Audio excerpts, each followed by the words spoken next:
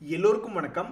Share மார்க்கெட்ல இருக்கிறவங்களுக்கு ராசி பலன் என்ன அப்படின்னா, அடுத்த வாரத்திலையும் நீங்க நிம்மதியா இருக்க முடியாது அப்படின்ற மாதிரி மார்க்கெட்னுடைய மூவ்மெண்ட் கடந்த வாரத்துல எப்படி மிகப்பெரிய ஒரு வீழ்ச்சி, மிகப்பெரிய ஒரு எழுச்சியாக இருந்ததோ, அதே மாதிரி அடுத்த வாரத்துல 5 நாள் இருக்கிறதுக்கு உண்டான வாய்ப்புகள் தான் ரொம்ப அதிகமோ அப்படின்ற மாதிரி மார்க்கெட்ல எதிர்பார்க்குறாங்க. ஏன்னா இருக்கக்கூடிய செய்திகள் அந்த மாதிரி. அமெரிக்காவிலிருந்து வரக்கூடிய ஃபெட் மீட்டிங் அப்படின்றது கடைசி 3 நாட்கள் புதன், வியாழன், வெள்ளி ஆகிய நாட்கள்ல ஏதாவது பெருசா இம்பாக்ட் பண்ணுமோ? போன வாரமே அமெரிக்காவினுடைய இன்ஃப்ளேஷனை வச்சும் இந்தியாவினுடைய இன்ஃப்ளேஷனை வச்சும் தான் இந்த மாதிரி ஒரு மிகப்பெரிய விளையாட்டு அப்படின்றது பண்ணாங்க. அது மட்டும் இல்ல, அடுத்த வாரத்தில் டிசம்பர் 18ஆம் தேதி மேபி இந்த 3 ஐபிஓக்களும் லிஸ்ட் ஆகலாம் அப்படின்னு இருக்கும் பொழுது நிறைய பேர் இந்த மொபிக்விக் ஐபிஓக்கு அப்ளை பண்ணியிருப்பாங்க, விஷால் மெகா மார்ட்டுக்கு அப்ளை பண்ணியிருப்பாங்க. அதெல்லாம் பாவம் அலாட்மெண்ட் ஆச்சா இல்லையா அப்படின்ற மாதிரி தெரியல. ஒருவேளை இந்த மொபிக்விக் வந்து 15%, 30%, 40% எங்காவது லிஸ்ட் ஆச்சுன்னு வச்சுங்களேன், அந்த சமயத்தில் ஐபிஓ கிடைக்கலனா அட கடவுளே, இதுக்கு 3 சீட்டு லாட்டரியே பரவாயில்லையாட்டிருக்கு, அதில் கூட ஒரு 100 தடவை அப்ளை பண்ண எங்கேயாவது விழுந்துருமோ அப்படின்ற மாதிரி மனசு நினைக்க தோணும். ஏன்னா எத்தனையோ பேர் 100 தடவை அப்ளை பண்ணி கூட கையை பார்க்குறாங்க, அது வெறுங்கையா இருக்கு, ஒரு ஐபிஓ கூட அவங்களுடைய கையில் வந்து உழுகல. அது மாதிரி இந்த மொபிக்விக்கும் நம்மளுக்கு அலாட்மெண்ட் என்பது ஆகாம, ஆனால் லிஸ்டிங் மட்டும் நல்லா ப்ராஃபிட்ல வந்து லிஸ்ட் ஆச்சுன்னா ஒரு மாதிரி மனசு டென்ஷனா இருக்கும். ஸோ அந்த வகையிலையும் ராசி பலன் என்பது சரியில்லை ஷேர் மார்க்கெட்டில் இருக்கிறவங்களுக்கு. ஆனால் இத்தனை பிரச்சனையிலையும் ஒரு நல்ல செய்தி அப்படின்றது இருக்கு. எஃப்ஐஸ்னுடைய டேட்டா இந்த மாசத்துல நீங்க எடுத்து பார்த்தீங்கன்னா, கேஷ் மார்க்கெட்ல 11,706 கோடி ஃபாரினர்ஸ் பணத்தை போட்டிருக்காங்க. இப்பெல்லாம் நான் துபாயில் ஒர்க் பண்ணியிருந்தேன்னா இந்நேரம் ஒரு மாசம் லீவுக்கு வந்திருப்பேன், பொங்கல் முடிஞ்சுதான் ஊருக்கே திரும்பி போயிருப்பேன். என்ன காரணம்னா, இந்த மாதிரி நம்ம பெரிய பெரிய கார்பரேட் கம்பெனியில் வேலை பார்க்கும் பொழுது நீங்க ஏதாவது ஒரு டைம்ல லீவ் எடுத்தே ஆகணும். ஒரு 20 நாள் 30 நாள் அந்த மாதிரிலாம் லீவ் பாலிசின்லாம் இருக்கு. அது மாதிரி ஃபாரினர்ஸ் என்ன பண்ணுவாங்க அப்படின்னு பார்த்தா, அவங்க வந்து அவங்களுடைய ஹாலிடே வீக், ஹாலிடே சீசன் அப்படின்ற ஸ்டார்ட் ஆகுது. ஸோ அடுத்தடுத்து வரக்கூடிய கிறிஸ்துமஸ், நியூ இயர்க்கெல்லாம் அவங்க லீவ் எடுக்க ஆரம்பிச்சாங்கன்னா, சரியா இந்த 15 டிசம்பர் 15லேருந்து ஆரம்பிச்சு ஜனவரி 15 வரைக்கும் கொஞ்சம் ஸ்லோவாக இருக்கிறதுக்கு வாய்ப்பு இருக்கு. இதைத்தான் ஒவ்வொரு வருடமும் காமிச்சுக்கிட்டு இருக்காங்க. இந்த வருஷம் வந்து அதெல்லாம் கிடையாது, எவனுக்கு லீவு கிடையாது, எல்லாரும் வேலை பாருங்கன்னு வேலை பார்க்க போறாங்களா இல்லையான்னு தெரியல. பட் கடந்த கால வரலாறுகள் எடுத்து பார்க்கும் பொழுது ஃபாரினர்ஸ்னுடைய, நம்ம ஷேர் மார்க்கெட்டுக்குன்னு இல்லை, பொதுவாகவே அவங்களுடைய வேலைகள், எடுக்கக்கூடிய முடிவுகள், அதுவும் இல்லாமல் பிரசிடென்ட் எலெக்ஷன் முடிஞ்சு ஜனவரியில் புது பிரசிடென்ட் வேறு அமெரிக்காவில் பதவியாக இருக்கிறார். அதனால் நிறைய வேலைகள் ஸ்லோவாக இருக்கிறதுக்கு வாய்ப்பு இருக்குது. அதனால் நம்மளுடைய ஃபாரினர்ஸ் நம்ம மார்க்கெட்டை போட்டு அடி வெளுத்து விடாமல், நொறுக்கி தள்ளாமல் தொடர்ந்து பணத்தை போட்டு இந்த வருஷத்தில், இந்த மாதத்தில் ஒரு இன்னொரு 10-20 கோடி போட்டாங்கன்னா நல்லாயிருக்கும். இப்போ இவங்க 11,000 கோடி போட்டங்காட்டி தான் மார்க்கெட் கீழேருந்து ஒரு 1000 பாயிண்ட் கொஞ்சம் வந்து செலுசெலுப்பாக இருக்கா. இதில் ஒரு முக்கியமான விஷயம் என்னென்னா, எஃப்என்டோவை எடுத்து பார்த்தாலும் சரி, கேஷ் மார்க்கெட் அப்படியே பார்த்தோம், இப்போ ஃபியூச்சர்ஸ் அண்ட் ஆப்ஷன்ஸ் எடுத்து பார்த்தாலும் சரி, எஃப்ஐஸ் வந்து இண்டெக்ஸ் ஆப்ஷனில் கிட்டத்தட்ட 1,13,000 கோடி இந்த 13 நாளில் பணத்தை போட்டிருக்காங்க. என்னத்தையா அப்படி பணத்தை போட்டீங்க அப்படின்றது தெரியல. ஆனால் இங்கே ஒன்று நாம் என்ன நினைக்கணும்னா, 70 லட்சம் கோடி அப்படின்றது அவங்களுடைய ஸ்டாக்ஸ் வச்சிருக்கக்கூடிய மார்க்கெட் கேபிட்டலாக இருக்குது. அதற்கு இது ஹெட்ஜிங் பண்ணுறக்கு இது பண்ணாங்களா என்ன ஏது அப்படின்றது தெரியல. பட் இப்போதைக்கு 1,13,000 கோடி அப்படின்றது ஆப்ஷன்ஸ் மூலியமாக வாங்கி வச்சிருக்காங்க. இதில் ஒன்று என்னென்னா, மூக்கு உடைப்பட்ட மாதிரியா இல்லை லாபம் பண்ண மாதிரியா அப்படின்றது தெரியல.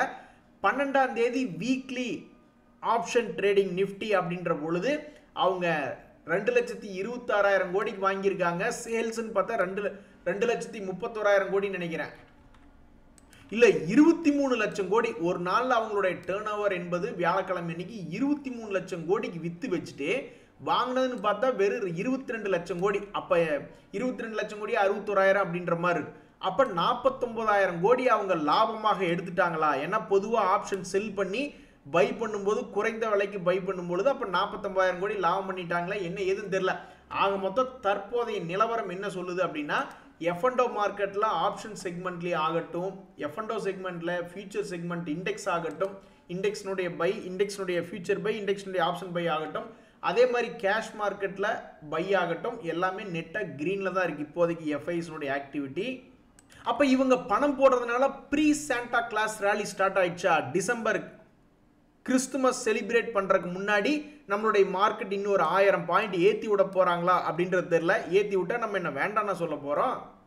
இப்ப சொல்லப்படுகின்ற செய்தி என்ன அப்படின்னா, சமீபத்தில் சப்போர்ட்ல வந்து விழுந்த பங்குகள் அடுத்த வாரங்கள்ல இது திரும்புமா அப்படின்ற மாதிரி, ஏதாவது நடக்குமா அப்படின்ற மாதிரி இந்த ஷேர்கள்ல முதலீடுகள் பண்ணவங்க பார்த்துக்கிட்டு இருக்காங்க. ஒரு உதாரணத்துக்கு இந்த பிடிஎல் அப்படின்ற ஒரு ஷேர், இந்த பிடிஎல் ஷேர் சமீபத்தில் செய்தி என்ன அப்படின்னா, தொடர்ந்து இறங்குமுகமாகவே இருந்த பங்கு டெத் கிராஸ் ஓவர் ஆனதுக்கு அப்புறம் இப்ப ரீசெண்டாக கடந்த வாரத்தில் இது வந்து ஒரு கோல்டன் கிராஸ் ஓவர் அப்படின்ற மாதிரி ஆயிருக்கு. அப்ப இந்த பிடிஎல் தொடர்ந்து அடுத்து வரக்கூடிய வாரங்கள்ல இது பழையபடி 1600 வருமா அப்படின்ற மாதிரி இந்த ஸ்டாக்ஸை ஃபோக்கஸ்ல எடுத்து வச்சு பார்த்துக்கிட்டு இருக்காங்க. அடுத்து பார்க்கக்கூடிய இந்த ஐஜிஎல் அப்படின்ற ஒரு ஷேர், அந்த ஷேர்ல என்ன செய்தி அப்படின்னு பார்த்தீங்கன்னா, சமீபத்தினுடைய பிசினஸ் இம்பாக்ட்னால அவன்லாம் நல்லா ஹெவியா இறங்கினதுக்கு அப்புறம் எந்த வேகத்தில் இறங்கினானோ அதே வேகத்தில் திரும்பறதுக்கு முயற்சி செய்யறான். அப்ப வரக்கூடிய வாரங்கள்ல மறுபடியும் தொடர்ந்து ஏறி அவனுடைய பழைய ரேட் ஆல்மோஸ்ட் ஒரு 500 ரூபாய் பக்கத்திலேயாவது வருவானா அப்படின்ற ஒரு எதிர்பார்ப்பு வருது. மூன்றாவதாக இந்த அம்புஜா சிமெண்ட் அதானி குரூப் சம்பந்தப்பட்ட பங்கு பெரிய அளவு மறுபடியும் அதானி குரூப் மேல தூக்கி கல்ல போட்டு விட்டாங்க. அந்த கல்ல போட்டு விடும் பொழுது அதானி குரூப்னுடைய பல பங்குகள் தொடர்ந்து சரிவடைஞ்சது. இவன் 450 ரூபாய் வரைக்கும் போயிட்டு மார்க்கெட் ஏறினதுனால 570 அப்படின்னு வந்து ட்ரேட் ஆகிட்டு இருக்கான். அப்ப இந்த பங்கு ஏற்கனவே டெத் கிராஸ் ஓவர் ஆகி கீழே போயிட்டு மறுபடி எந்த இடத்துல டெத் கிராஸ் ஓவர் அப்படின்ற இடத்துக்கு வந்திருந்ததோ அதே இடத்துக்கு வந்திருக்கு. ஸோ இப்போ இந்த செய்தி என்ன அப்படின்னா, இந்த டெத் கிராஸ் ஓவர் பழைய இடத்துக்கே வந்திருக்கே, அதாவது ஒரு பிரச்சனைனால கீழே இறங்கி அந்த பிரச்சனைக்கே வந்திருக்கே. அப்ப இதுக்கு மேல தொடர்ந்து இந்த பங்கு ஏற போகுதா, 700 ரூபாய்க்கு இது போக போகுதா, அல்லது கீழே 450 ரூபாய் வந்து பல பேர்த்துடைய மனசுல இருக்கக்கூடிய பயத்தை போக்குமா? ஏன்னா ஏற்கனவே 450 ரூபாய் வந்துட்டு தானே அப்புறம் 550 ரூபாய் வந்திருக்கான். ஸோ இப்படி இந்த ஷேர் இனிமேல் ட்ரேட் ஆக போகுதா அடுத்து வரக்கூடிய வாரங்கள்ல, அல்லது இந்த ஷேர் இந்த முக்கியமான ரெசிஸ்டன்ஸை தாண்டி 700? ஏன்னா நான் சும்மா தானப்பா இருந்தேன், ஏதோ ஒரு குரூப்ல என்ன வாங்குனீங்க, அதுக்கப்புறம் அந்த குரூப்புக்கு என்ன நியூஸ் வந்தாலும் என்னையும் சேர்த்து இறக்கி விடுறீங்க அப்படின்ற மாதிரி இறங்கிட்டு இருந்த பங்கு மறுபடியும் ஏறுமா, மார்க்கெட் ஏறும் பொழுது ஏறுமா அப்படின்ற ஒரு கேள்வி இந்த பங்குலயும் வந்திருக்கு. ஆக இந்த 3 ஸ்டாக்ஸ்லயும் என்ன நியூஸ் அப்படின்னா, அடுத்த வாரத்தில் ஏதாவது ஃபோக்கஸ்ல இருக்குமா அப்படின்ற மாதிரி. நண்பர்களே, எல்லாத்துக்குமே விஷயம் தெரிஞ்சு போச்சு போல. அதாவது மிஸ்டர் குமார் மங்கலம் பிர்லா அவர் சமீபத்தில் ஒரு ஈவெண்ட்ல என்ன பேசியிருக்காருன்னா, இந்தியாவே நாம தானப்பா, நம்ம கார்பரேட் கம்பெனி எல்லாம் சேர்ந்து தான் நம்மளோட இந்தியாவினுடைய விஷனையே நம்ம உருவாக்குறோம். உண்மை தானே? இப்போ திருப்பூர்லேயே எடுத்துங்க, ஒரு 1000 கம்பெனி 1000 முதலாளிகள் இல்லைன்னா அப்புறம் நம்மளுக்கு தொழிலாளிகளுக்கு சிரமம் தானே. அப்போ இந்தியாவில் வந்து இருக்கக்கூடிய பெரிய பெரிய கார்பரேட் கம்பெனிகள் மேலும் மேலும் பெருசாக நம்ம எக்ஸ்பெண்டிச்சர் பண்ணி புது புது ஐட்டங்களா புது புது ப்ராடக்ட்டுகளை லான்ச் பண்ணணும், நிறைய செலவு பண்ணி பெரிய அளவில் எக்ஸ்பேன்ஷன் போகணும். கவர்மெண்ட் சமீபத்தில் கடந்த 10 வருஷத்தில் மிகப்பெரிய அளவில் 5 மடங்கு 6 மடங்கு அவங்க பாட்டுக்கு செலவணிங்களை கூட்டியிருக்காங்க. அதனால் அவங்களும் பொருளாதாரத்தில் பணத்தை புழக்கத்தில் விட்டுருக்கும் பொழுது கார்பரேட் கம்பெனிஸும் ரொம்பவுமே சேஃப்டியாக இருக்காமல் அவங்களும் வந்து கொஞ்சம் பண்ணாதான் 2047 நம்மெல்லாம் வல்லரசாகணும் அப்படின்றது, அதாவது டெவலப்டு கண்ட்ரி ஆகணும் அப்படின்ற ஒரு நோக்கத்தை நம்ம அடைய முடியும் அப்படின்ற மாதிரி பேசியிருக்காப்புல. அப்போ இதிலிருந்து என்ன எல்லாத்துக்கும் என்ன தெரியுதுன்னா, இந்தியாவினுடைய growth வந்து இப்போ சமீபத்தில் ஸ்லோவாக இருக்கு, அதனால பொருளாதாரத்தில் எல்லாரும் பணத்தை போடுவோம் அப்படின்ற மாதிரி எல்லா பக்கம் பேசுறாங்க அப்படின்றது ஒரு நிதர்சனமான உண்மையா மாறி இருக்கு. ஐயா சாமி, நாங்களும் தாங்க அந்த 2050 இந்தியா ஒரு டெவலப்டு கண்ட்ரி ஆயிருன்னு அடுத்த 25 வருஷத்துல, ஏங்க இப்ப நம்மளுக்கு ஒரு 50 வயசு இல்ல 60 வயசு கூட தான் ஆகட்டுமே, அடுத்த ஒரு 80 85 கூட நல்ல பெரிய பணமா நம்ம இப்ப போட்டுருக்கிற பணம் வந்துன்னா நம்ம என்ன வேண்டான்னு சொல்லிட போறோமா? ஸோ அந்த அடுத்து வரக்கூடிய 10-15 வருஷத்துக்கு தான் இந்தியாவில் நாங்கள் நம்பி உட்காந்துருக்கோம். இந்தியாவில் எந்த விதமான சண்டை சச்சரவும் வராமல் சுபிட்சமாக இருக்கணும் அப்படின்னு தான் நாங்களும் எதிர்பார்க்குறோம். எல்லா கம்பெனிலும் இதே மாதிரி கேபிட்டல் எக்ஸ்பெண்டிச்சர் பண்ணுங்க, நாங்கள் சந்தோஷமாக இருப்போம். நண்பர்களே, அடுத்த வாரத்தில் 3 முக்கிய ஷேர் நியூஸ்கள் இருக்குது. பொதுவாக போனஸு ஸ்பிளிட்டு அப்படின்னு பண்ணிட்டாங்கன்னா அதுக்கப்புறம் அது மார்க்கெட்டில் எப்படி ரியாக்ஷன் ஆகும் அப்படின்றது தெரியல. But PC jewellers, sky gold போன்ற ஷேர்களில் போனஸ் அண்ட் ஸ்டாக் ஸ்பிளிட் அப்படின்றது அடுத்த வாரத்தில் நடக்க போகுது. அதே மாதிரி மிகப்பெரிய ஒரு கம்பெனி வேதாந்தா, இவனை நீங்கள் சாதாரணமாகலாம் நீங்கள் நினைக்கக்கூடாது. ஏன்னு கேளுங்க, சோஷியல் மீடியாக்களில் எத்தனையோ யூடியூப் சேனலில் இது ஒரு கும்பா கம்பெனி அப்படின்ற மாதிரி சொல்லிக்கிட்டு இருந்தாங்க. ஆனால் இந்த கம்பெனி என்ன பண்ணியிருக்குன்னு பார்த்தீங்கன்னா, கடந்த ஒரு வருஷத்தில் ஸ்டாக் பிரைஸ்னுடைய மூவ்மெண்ட் மட்டுமே 102% சம்பாரிச்சு கொடுத்துருக்கான். அது போக டிவிடெண்டுகள் எவ்வளவு சம்பாரிச்சு கொடுத்துருப்போம் அப்படின்றது கணக்கெடுத்து பார்த்தா தான் தெரியும். அதெல்லாம் பத்தாதுன்னு இப்போ மறுபடியும் 4th இன்ட்ரிம் டிவிடெண்ட் கொடுக்கறதுக்காக வரக்கூடிய டிசம்பர் 16 நாளைக்கு திங்கக்கிழமை அவங்களுடைய போர்டு வந்து மீட்டிங் பண்ணி அப்ரூவ் பண்ண போகிறாங்க அப்படின்ற மாதிரி ஒரு செய்தி வந்திருக்கு. ஸோ அவங்கவுங்க பெரிய ஆளுகளாம் மனசில் நினச்சிக்கிட்டு என்னமோ அவங்க சொல்கிறதான் ஷேர் மார்க்கெட் கேட்கும் அப்படின்ற மாதிரி எனத்தையாவது ஒரு ஷேரை பற்றி சொல்கிறாங்க. But until the share says I ஆம் எ கும்பா குட்டி அப்படின்ற வரைக்கும் அந்த ஷேரில் இருக்கக்கூடிய ஒரு ரேலியை யார் நினைச்சாலும் எந்த கொம்பன் நினைச்சாலும் அதை தடுத்து முடியாது அப்படின்றதுக்கு ஒரு உதாரணம் தான் இந்த வேதாந்தா அப்படின்ற ஷேர். அடுத்த வாரத்தில் இன்னும் 2 முக்கியமான நியூஸ் என்னன்னா, ஐபிஓக்களில் இன்னும் 2 ஐபிஓக்கள் ஓப்பனாக இருக்குது. லிஸ்டிங் வேற, பட் இப்போ ஓப்பனாக இருக்கக்கூடிய ஐபிஓக்கள் வேற. ஸோ இந்த இன்வென்ச்சரஸ் நாலேஜ் சொல்யூஷன்ஸ் அப்படின்ற ஐபிஓ அதனுடைய கிரே மார்க்கெட் ப்ரீமியம் தற்போதைக்கு என்ன ப்ரெடிக்ஷன் போய்கிட்டு இருக்குன்னா, ஒருவேளை 30% இது வந்து லிஸ்ட் ஆகுமோ அப்படின்ற மாதிரி எதிர்பார்த்து மார்க்கெட்டில் செயல்பட்டுக்கிட்டு இருக்காங்க. அதே மாதிரி இன்டர்நேஷனல் ஜெமாலஜிக்கல் இன்ஸ்டியூட் அப்படின்ற ஒரு ஷேர், அந்த ஷேரினுடைய கிரே மார்க்கெட் ப்ரீமியம் ஒரு 22% இது ஒரு வேளை வந்து லிஸ்ட் ஆகுமோ அப்படின்ற மாதிரி எதிர்பார்த்துட்டு இருக்காங்க. ஸோ ஒரு டீசெண்டான ஒரு ஐபிஓக்களாக இந்த 2 கிரே மார்க்கெட் ப்ரீமியமும் காமிச்சிக்குது.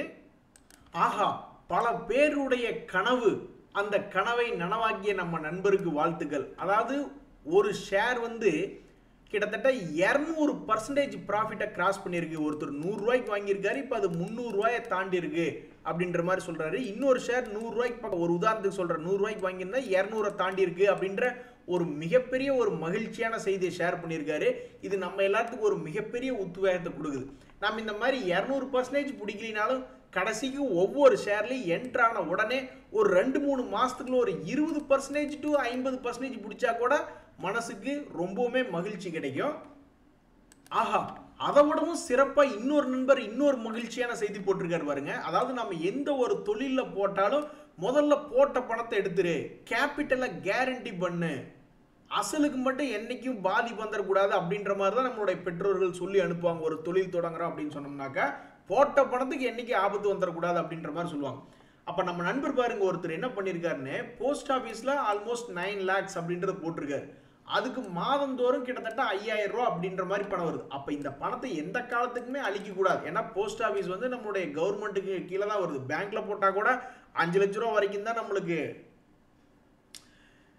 ஒரு சேஃப்டி அப்படின்றது உண்டு. 5 லட்சத்துக்கு மேலே அந்த பேங்க் திவால் ஆயிடுச்சுனாக்கா ஒரு பேனுக்கு 5 லட்சத்துக்கு மேலே நம்மளுக்கு வந்து ஏதாவது பிரச்சனைகள் வர்றதுக்கு வாய்ப்புகள் அப்படின்றது உண்டு.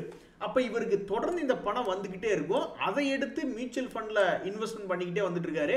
5 வருஷம் கழிச்சு நான் பார்க்கும்போது எனக்கு ஒரு நல்ல ரிட்டர்ன் கிடைக்கும் அப்படின்ற மாதிரி ஒரு கருத்து பதிவிட்டிருக்காரு. உண்மையிலேயே வாழ்த்துக்கள். ஃபர்ஸ்ட் வாழ்த்து எதுக்குன்னாக்கா, இந்த மாதிரி கேபிட்டலை கேரண்டி பண்ணிக்கிட்டது, கேபிட்டலுக்கு எந்த மினிமம் கேரண்டிங்கிற மாதிரி கேபிட்டலுக்கு எந்த விதமான தொந்தரவும் இல்லாமல் பண்ணிக்கிட்டது.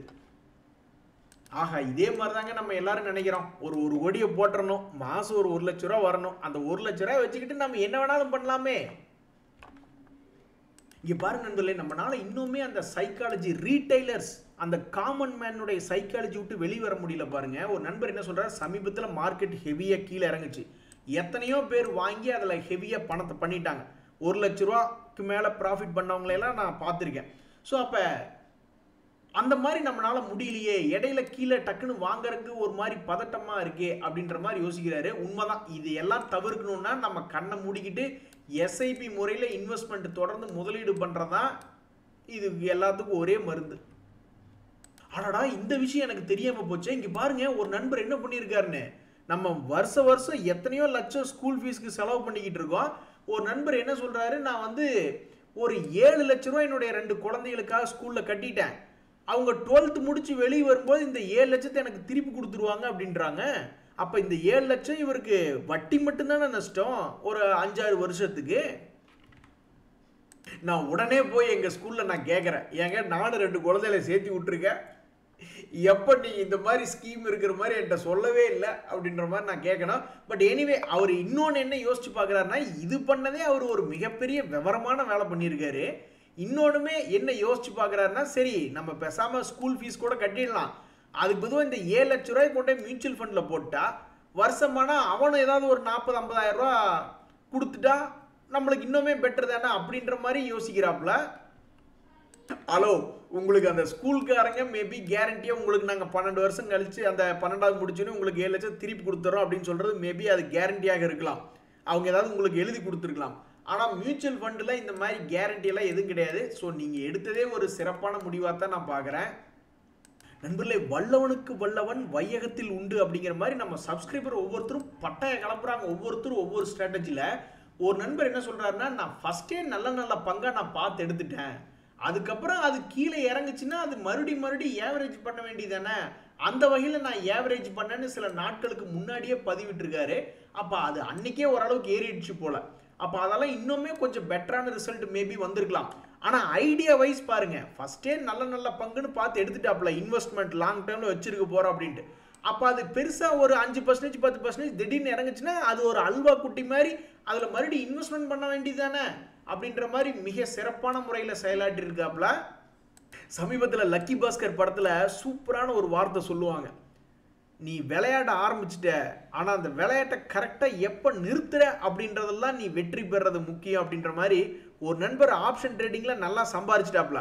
சம்பாரிச்சதுக்கப்புறம் ஆப்ஷன் ட்ரேடிங்கை மூட்டை முடிச்செல்லாம் கட்டி வச்சுட்டு அதில் எவ்வளவோ ஒரு 10 லட்சம் கூட வச்சுங்களேன், அந்த 10 லட்ச ரூபா சம்பாரிச்சது கொண்டு போய் பேங்க் எஃப்டியில் போட்டுட்டாப்ல.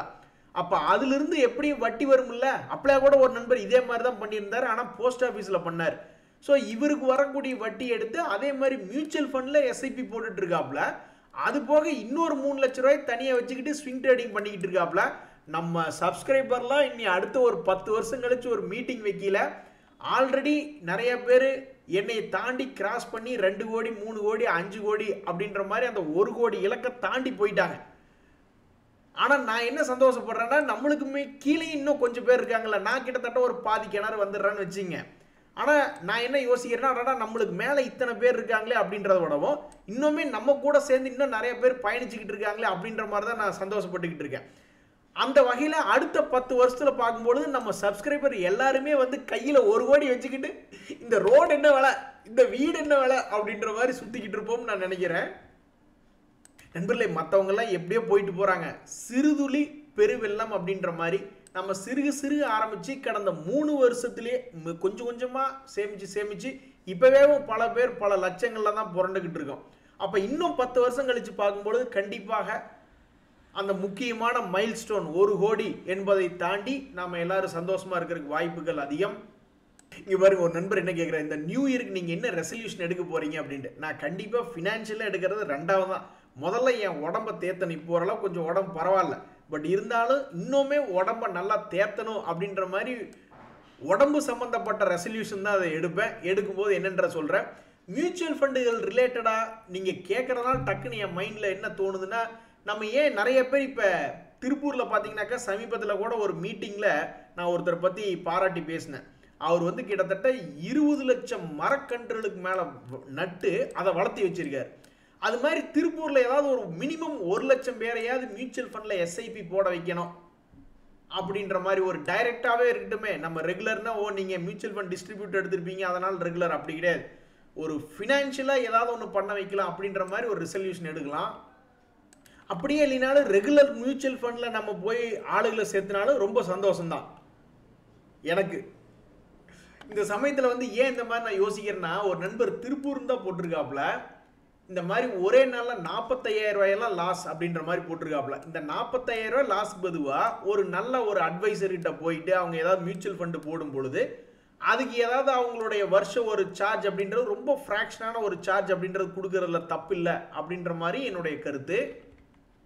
இப்போ வீட்டுக்கு வெள்ளை அடிக்கிறோம், அது நம்மளே கூட அடிக்கலாம் தான், இருந்தாலும் ஒரு ஸ்பெஷலிஸ்ட் பெயிண்டரை வச்சு அடிக்கிற மாதிரி பெரிய அளவில் பணம் போடும் பொழுது ஒரு 50 லட்சம் 1 கோடி அப்படின்னு போடும் பொழுது ஏதாவது ஒரு ஸ்பெஷலிஸ்ட்டை அணுகி அவங்களுடைய ஒரு கைடன்ஸ் கேட்டுக்கிறது நல்லது அப்படின்றத என்னுடைய கருத்து. அவருடைய கைடன்ஸை வாங்கிட்டு தனியாக போய் டைரக்ட் மியூச்சுவல் ஃபண்டில் போடுறதும் தப்பு கிடையாது. இங்கே பாருங்க, ஒரு நண்பர் என்ன சொல்கிறாருன்னா, எஃப்ஐடிஎஸ்னுடைய ஹோல்டிங் மட்டுமே முக்கியம் இல்லை, இன்னும் பல விஷயங்கள் ரொம்ப முக்கியம் அப்படின்றாரு. உண்மைதான், எஃப்ஐஎஸ்டிஐஸ் அப்படின்றது ஒரு குறிப்பிட்ட தகவல், அவங்ககிட்ட எல்லாம் ரொம்பவுமே அதிகமான நாலேஜ் இருக்கும், அவங்களுடைய அதிகமான செலெக்ஷன்லாம் வேற லெவலில் இருக்கும். உண்மைதான், பொதுவாக எந்த ஒரு கம்பெனியாக இருந்தாலும் கடன் இல்லாமல் இருக்கணும், அதே மாதிரி அதனுடைய ஃபியூச்சர் க்ரோத், அதனுடைய ஃபியூச்சர் பிளான்ஸ் இருக்கணும், அதே மாதிரி year on year and quarter on quarter அவங்களுடைய சேல்ஸும் அவங்களுடைய ப்ராஃபிட்டும் இன்க்ரீஸ் ஆகிருக்கணும். அதே மாதிரி அவங்களுடைய PE ரேஷியோ இண்டஸ்ட்ரி ரேஷியோட கம்மியாக இருக்கணும், அதாவது வேல்யூவேஷன் வைஸும் நல்லாவும் இருக்கணும், growth-ம் இருக்கணும் அப்படின்ற மாதிரி சொல்கிறாப்புல. அதே மாதிரி ஸ்டாக்ஸ் ட்ரேடிங் அட் டெக்னிக்கலாகவும் சப்போர்ட் அல்லது ரெசிஸ்டன்ஸில் ஏதாவது இருக்கணும் அப்படின்ற மாதிரி சொல்கிறாப்புல. இது போன்ற கண்டிஷன்ஸ்கள் மீட் பண்ணும்பொழுது ஓரளவுக்கு சாட்டிஸ்ஃபையாக இருக்கும் அப்படின்ற மாதிரி சொல்கிறாப்புல. உண்மையிலேயே நம்மளுடைய சப்ஸ்கிரைபர்ஸ்னுடைய கமெண்ட்டுகளை யாராவது ஒவ்வொரு வீடியோலையும் படித்தாவே எங்கேயோ போயிடலாம். எத்தனையோ பேர் வந்து எத்தனையோ நல்ல நல்ல விஷயங்களை நல்லா சூப்பரான விஷயங்களாக பார்த்து சொல்கிறாங்க. சரி நண்பர்களே, இந்த வாரம் மிகப்பெரிய நியூஸ்கள்லாம் இருக்குது. நம்மளுக்கு தேவையெல்லாம் ஒரு 500 பாயிண்ட் நிஃப்டி ஏறிச்சுன்னா ரொம்ப மகிழ்ச்சியாக இருக்கும். நிஃப்டி நீங்கள் இதுக்கு மேலே உங்களுக்கு என்ன பண்ணணும்னு நீங்கள் நினைக்கிறீங்க? இப்போ வருஷம் முடியக்கூடிய இந்த நேரத்தில் ஒரு வருஷத்தினுடைய ரிட்டர்ன் என்னன்னு நீங்கள் நிஃப்டி எடுத்து பார்க்குறீங்க. அவன் 15% சம்பாரிச்சு கொடுத்துருக்கான். மியூச்சுவல் ஃபண்டில் ஒரு முக்கியமான ரூல் என்ன சொல்லுதுன்னா 15% ஒரு வருஷத்துக்கு சம்பாரிச்சு கொடுக்கக்கூடிய ஒரு இன்ஸ்ட்ருமெண்ட்டில் தொடர்ந்து 15,000 15 வருஷத்துக்கு போட்டோம்னா அதுவே 1 கோடி ஆச்சு அப்படின்றாங்க. அப்போ அதை சாட்டிஸ்ஃபை பண்ணியிருக்கல இந்த சட்டத்தை, இந்த ரூல்லாம் எதை வச்சு எழுதுறாங்க? இந்த மாதிரி ஹிஸ்ட்ரி பார்த்தா எழுதுறாங்க. ஸோ இந்த வருஷமும் கடந்த ஒரு வருஷத்தில் இப்போ 2024 முடியக்கூடிய இந்த சமயத்தில் இந்த வருஷமும் கிட்டத்தட்ட 15% என்பதை சம்பாதித்து கொடுத்து விட்டான், அவனுடைய கடமையை முடித்து விட்டான் அப்படின்ற மாதிரி ஆயிடுச்சு. இனி அடுத்த வருஷம் அப்புறம் பார்த்துக்க வேண்டியதுதான். இன்றைய தகவல் அனைத்து உங்களுக்கு உதவியாக இருந்ததுன்னா எனக்கு மகிழ்ச்சி தான். ரொம்ப நன்றி, வணக்கம்.